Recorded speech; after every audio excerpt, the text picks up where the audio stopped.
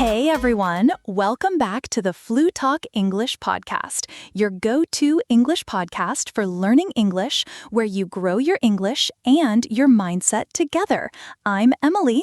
And today, we're hitting a big one that frustrates everyone, no matter your age, your job, or where you live. Yep, we're talking about focus, or more accurately, why you can't focus. Have you ever sat down to do something important and then found yourself checking your phone, opening 5 tabs, or wondering what's in the fridge? All the time. I even lose focus while trying to fix my focus. Like, I'll start searching how to concentrate, then end up watching a cooking video about eggs I'll never make. Relatable. But here's the thing. If you struggle with focus, it's not because you're lazy. It's not that you're broken. Most of the time, the world around you is built to steal your attention. And in today's episode, we're going to explore why that happens and how you can take your focus back, gently, not forcefully. Whether you're trying to study English, finish a book, or just be more present, this one's for you. And by the way, today's episode is a slow, clear listening journey, perfect for B1 learners. So just sit back, breathe, and let's walk through this together. Let's get into it. So first, let's clear up a huge misunderstanding. If you've ever felt like you just can't focus, it's not because you're lazy. Nope, not even close. It's actually because your brain is overstimulated, too much input all at once. Yeah, it's like trying to hear someone whisper to you in the middle of a packed football stadium. Your brain wants to listen, it just can't. There's too much going on. And what makes it worse is we keep feeding this overstimulation, scrolling, switching between apps, checking one thing while thinking about another. Your brain never gets a break. Exactly. And your brain gets exhausted, not from doing nothing, but from trying to process everything at once.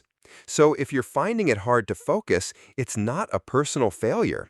It's your brain waving a little white flag saying, "Hey, can we slow down?" Right. And this is especially true when learning English. If you're watching 5 videos at once, reading subtitles, and switching apps every minute, your brain's just going to shut the door and say, "Nope, I'm done." So here's a gentle tip for all our English learners. Try not to switch so much. Don't jump from one video to another or from grammar to listening to vocabulary all at once. Pick one, stay with it. Focus is something we train, not force. Totally. Even 10 quiet minutes of focused listening, that's gold compared to an hour of distracted learning. And that brings us to something we often overlook, your environment.